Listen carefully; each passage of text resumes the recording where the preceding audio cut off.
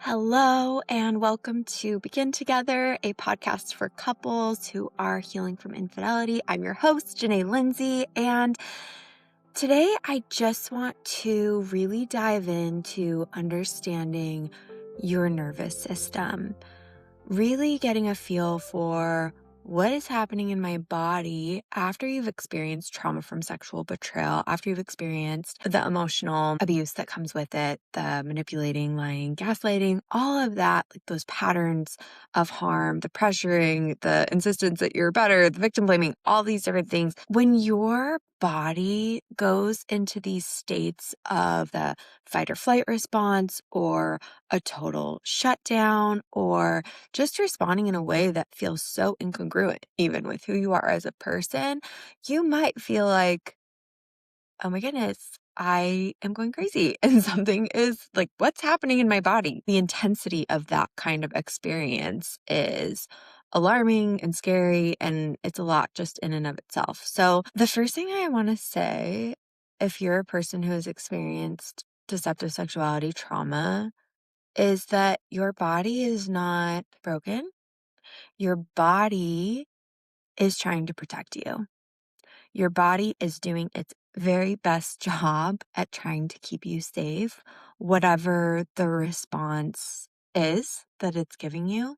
And it is tricky because so often the idea that we can't logic our own selves out of an emotional experience, and we often also cannot logic our own selves out of a physiological experience. And a big part of that is because of the way that trauma, threats, stressors, all of those things just land in our body. And so we have these really intense reactions. And I just want to look at for a second our nervous system so we can understand a little bit more about it.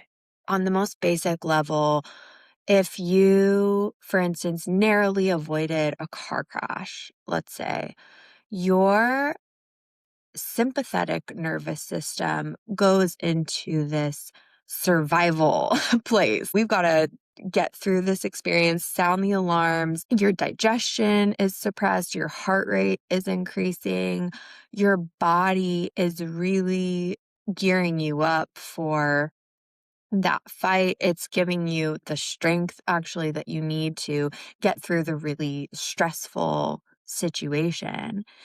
And after we have avoided that crash or whatever the stressor is, it kind of does. It rises and falls like that wave. When our nervous system is doing its job, our parasympathetic nervous system kicks in and we can start, like our breathing starts regulating. We're in more of that place of peace. Sometimes I think about the sympathetic versus parasympathetic as sympathetic is my survival and parasympathetic is my peace. It's trying to get me back down to that baseline, peaceful, calm, regulated state.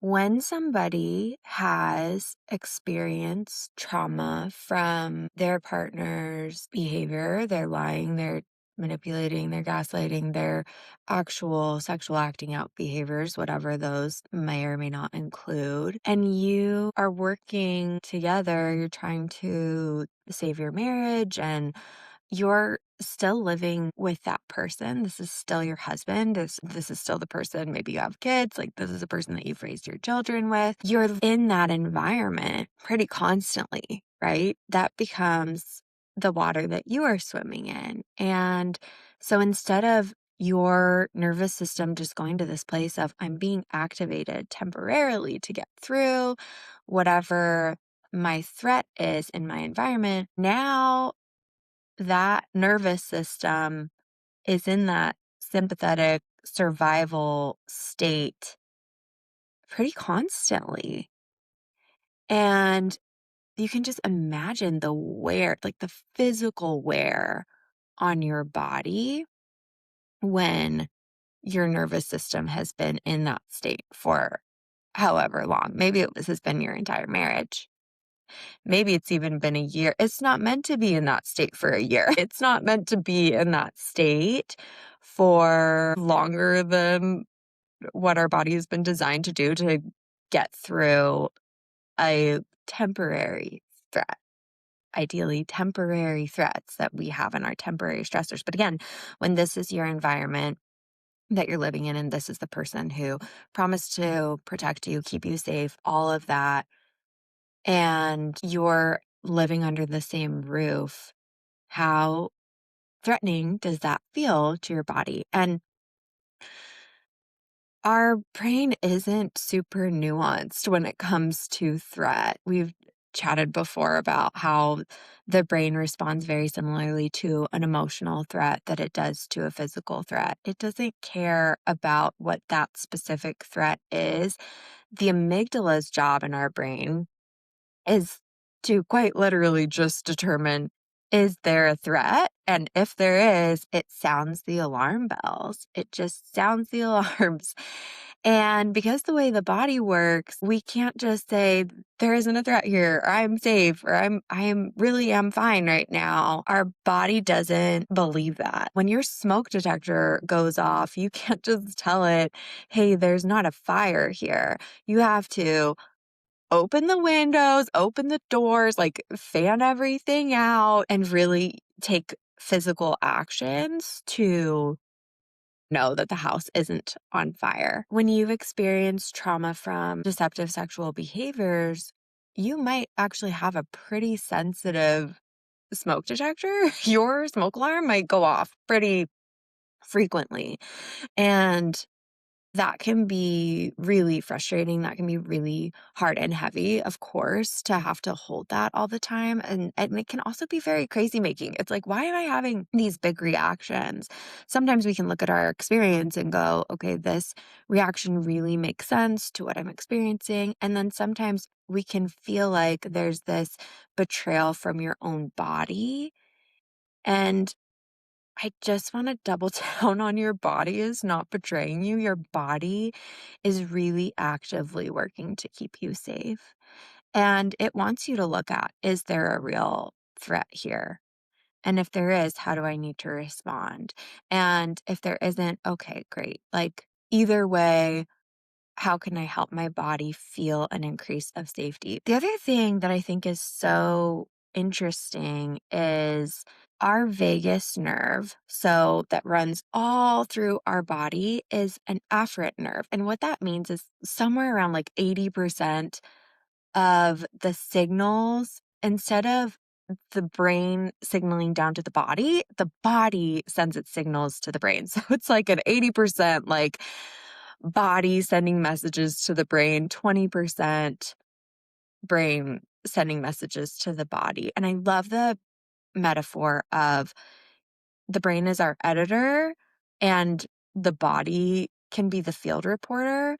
And the editor can only publish what the field reporter is giving them, right? So if the editor is like, well, I don't know that there's a threat here or something, and the field reporter is, look, I'm on the ground and I'm sensing all of this stuff happening and this is dangerous, then the editor's okay. We got to go into action. We've got to respond. So your body, again, is making its very best efforts to protect you and to keep you safe. Stephen Porges developed the polyvagal theory, and one of the things that he talks about is we have our ventral vagal pathway, which is when we're in that state of feeling safe, calm, connected, social, able to think clearly. And then we have our dorsal vagal pathway, which is that shut down, freeze, response. There's this idea of a ladder. And even all throughout the day, we're kind of climbing this different ladder depending on the stressors that we experience. So, the top of the ladder, we've got that ventral vagal pathway where we want to be, where we want to live.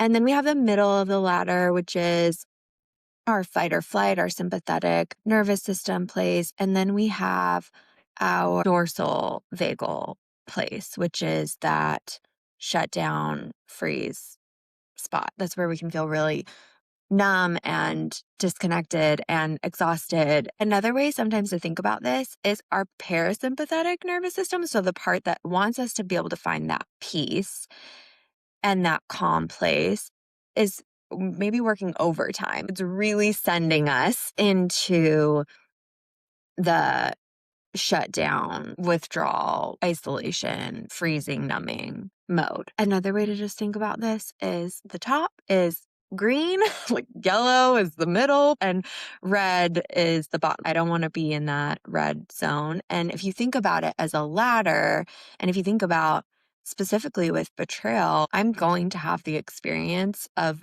being in any number of these places because of the trauma that I've had, because of the current threats in my environment, because my body is trying to protect me. I'm going to have these responses. I'm going to be at any different place on my personal ladder throughout the day. And just being able to recognize which area you're in. Am I at the top and like the green zone where I'm connected, safe, open, calm? My breathing is regulated. My body knows that I am safe in this current environment. Am I in that middle zone? So did I have a trigger about something and my body's kind of going into that fight or flight place? I'm more activated.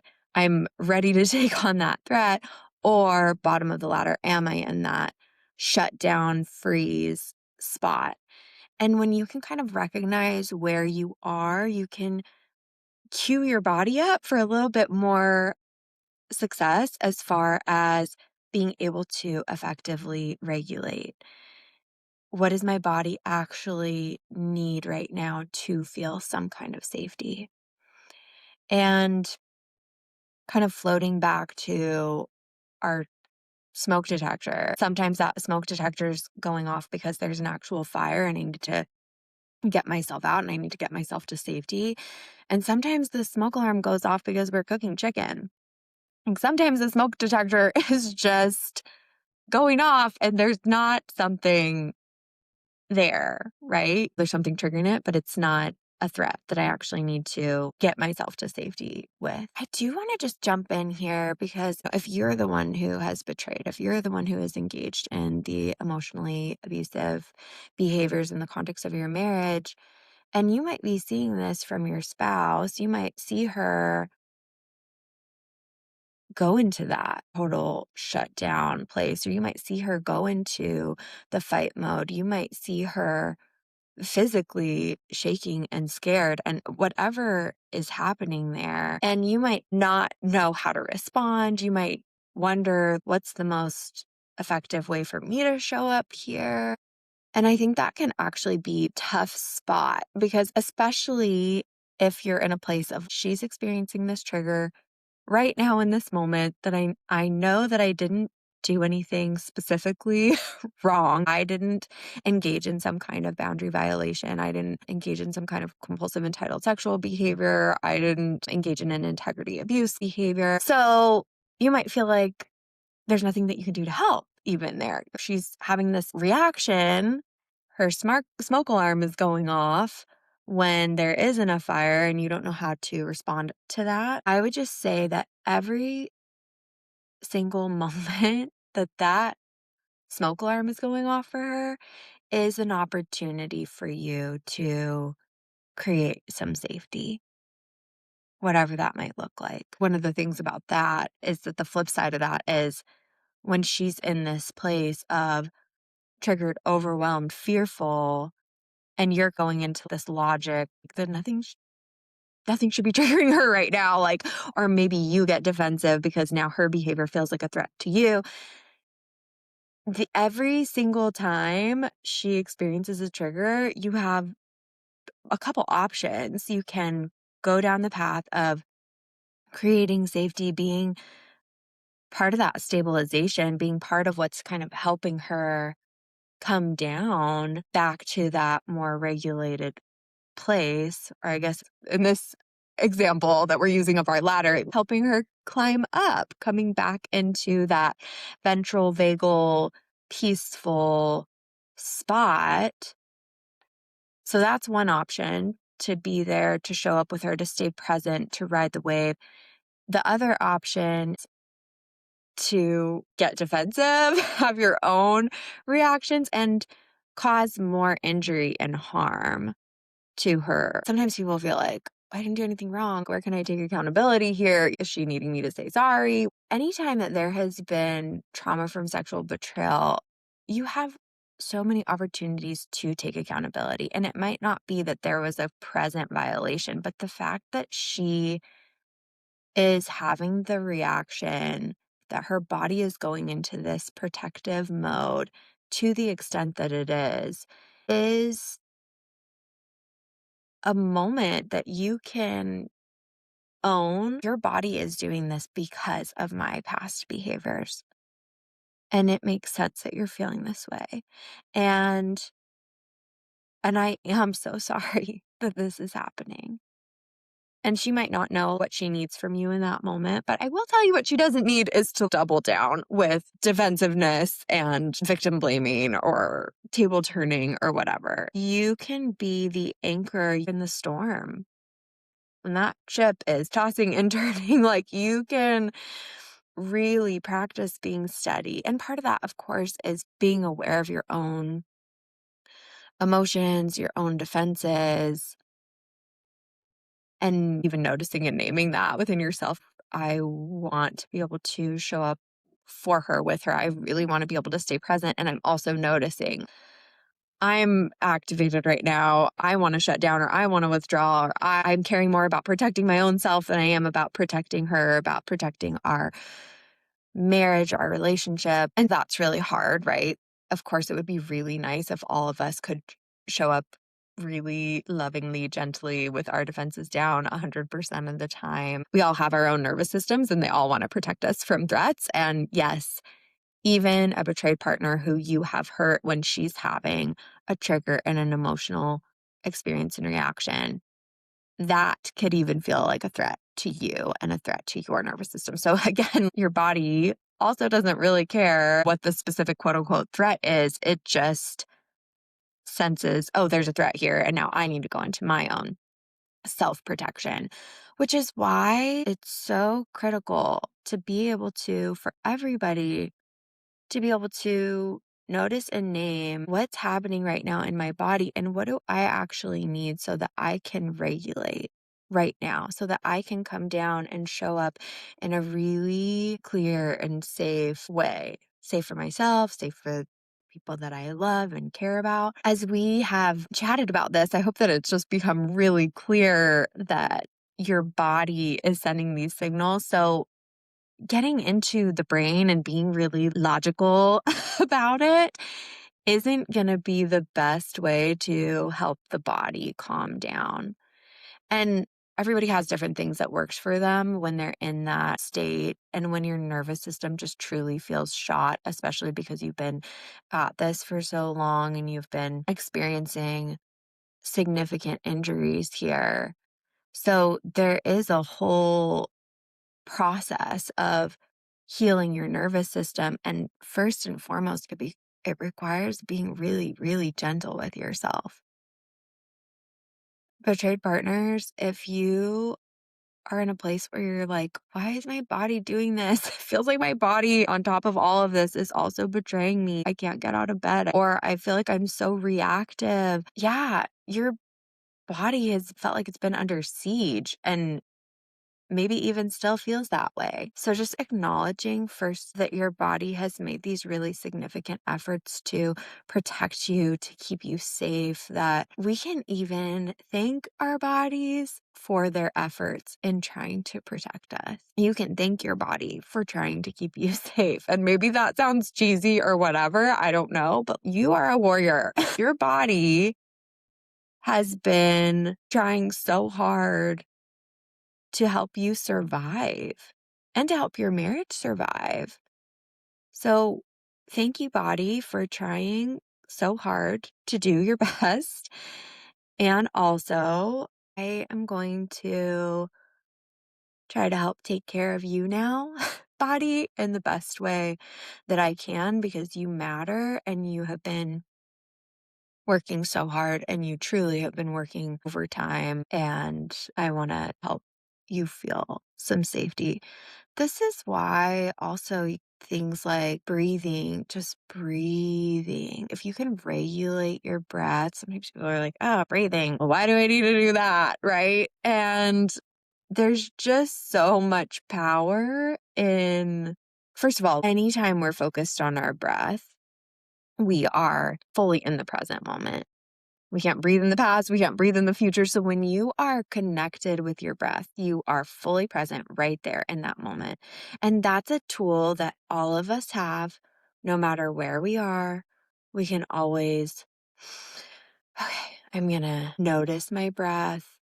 And sometimes, for instance, like something like a panic attack, when your body goes into a state of panic and you don't have the ability to regulate your breathing. I know that's a whole different thing in and of itself. And anything that we can do, even to sort of step back and just notice what's happening in your body.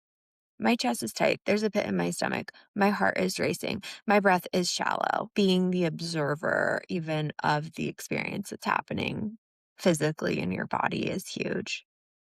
And then we can look at, what meaning am I making of this? Am I being really harsh and critical of my body for having this kind of reaction? Or am I saying, okay, actually, hey, this makes sense that I'm feeling this way. It makes sense that this is what's happening internally. Because what does it do when we just then beat ourselves up for our body doing a thing that it's designed to do, for your body trying to protect you in this, from the situation that you're in? Then we're just adding drama to drama. Like, now we're just being mean to ourselves for what's happening. The more gentleness, the more compassion that you can invite in for yourself and for your experience, the more you can work with your body instead of against it, the more possible I really do believe that it is to heal. When I think of some of the things that we can do physically, this is why, some people love like yoga, and yoga can be so powerful because it is getting in tune with the breath, specifically trauma sensitive kind of yoga. But anything that you're doing, changing the temperature around us, just getting up and walking, that slow, extended breathing. There's something about having a shorter inhale and a longer exhale that helps us come down from that really heightened state, like a 4-second inhale, 6 to 8 second exhale. Box breathing is one of those things. Inhaling through your nose and having like a big sigh out. These are all little practical tools that you can use to practice that nervous system regulation. Something like orienting to your environment, looking around the room, naming 5 neutral or pleasant things, noticing colors, noticing shapes, seeing light. This tells your nervous system, I am safe, without being like, stop it, you're fine. No, just look around, take in with your senses instead of trying to talk through it with your brain. Eventually, like when we get to that place where it does kind of come down enough, we can have some of those conversations with ourselves. But we have these beautiful senses that we have come into the world with for a reason. Our eyes can help us regulate. Listening to sounds can help us regulate our sense of touch. So really look at, like, what do I already have in me available? Smell. These are resources that my body has built in, which is so cool to think about our body and its capacity to heal and its capacity to regulate when we're using those tools that are there. Some of those small things can tell us that our environment is safe enough. Gentle movement, things like walking, gentle stretches, shaking out your arms and legs, not aggressively, but just progressive muscle kind of relaxation. Shoulder rolls. I love, for those of you who are watching on YouTube, just lifting your shoulders up to your ears as you inhale and then exhale, releasing. Little things like that. I also love cactusing your arms. If you're not able to see me, cactusing your arms as you inhale and then exhale, bringing your hands to your heart.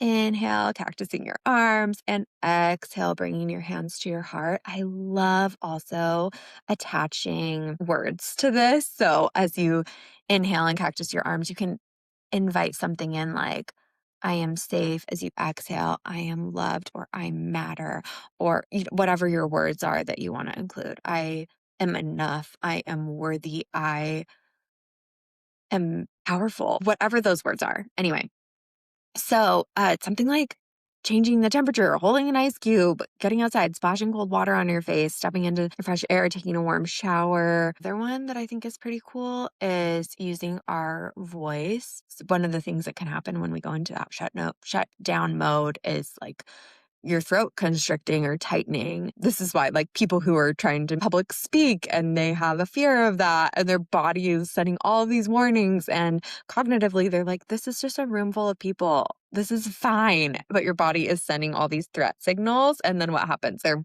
voice tightens, they're shaky, they can't get words out. So one of the things that we can also do to help with that nervous system regulation is vocalization, humming, singing, chanting, reading out loud. These all stimulate that ventral vagal system. Having safe social connection instead of reaching in, reach out. So, going back to thinking about this as the latter, am I in shutdown? Am I in fight or flight? Am I in that peaceful state? And as you're moving up and down the ladder during the day, what do I need right now in this moment? And I truly believe when you stop and you pause and you listen, just by asking that question, what do I need right now? And pause and wait for your body to give you a response at something. Often, maybe not always, but often something will come to mind. Maybe it's to call a safe friend. Maybe it's to close your eyes. Maybe it's to drink some water. Maybe it's rest, whatever it is. Maybe it's space. I need to get out of the house. I need some space. And then honor that. Your body is your body is your buddy through this. Your body is there to help you heal. And we climb ladders with our body. We would use the body to climb a ladder. I know there's a lot of kind of self-regulation stuff here because we all have this responsibility for regulating our own nervous system. And that being said, when we have a person who is safe, that also really helps with that nervous system regulation. And also, if you are the partner who has caused the injuries, and if you have engaged in those behaviors, just know that you also have this really powerful capacity to help with the healing process. Truth heals, safety heals, you showing up, being present, managing your own nervous system, being a safe space for her to experience what's happening for her. All of that is healing and helpful. I hope that this was useful to you guys. And there is so much out there in terms of resources where you can read about the polyvagal theory. You can get a bunch of ideas in a million different places, probably, as far as like how to practice regulating your own nervous system. And I don't know that there's a right or wrong way to do it. It's just figuring out what tools work the best for you. I love the idea of having a trigger toolkit. So have 5 things that every single time you experience a trigger, they're just available to you. And I'm going to practice those things. Just practice those things and practice them when you aren't in the heightened state so that it's more possible to do those things when you are in a more shut down kind of place. Just a shout out also to you sweet reviewers. A few of you wrote the kindest reviews and they just meant so much to me, especially as a brand new podcast person. I just wanted to say thank you so much for that because I really, really hope for this to be, if nothing else, just a hopeful place and a helpful place. I, again, will link the resource for our program for couples And if there's somebody that you know who has experienced trauma from sexual betrayal, or maybe they've been the betraying partner, and if you feel like they would benefit from hearing this podcast, please share it. That would mean so much. And also, you can find me on Instagram at Couch Talkers. Definitely send me questions, send me whatever things that maybe we could chat about on the podcast. I want to make sure that I'm, covering things that are relevant and important to you. And thank you all again, and practice some of these things with regulating your own nervous system, and let me know if they're helpful or not. And I will see you in the next episode. Take care.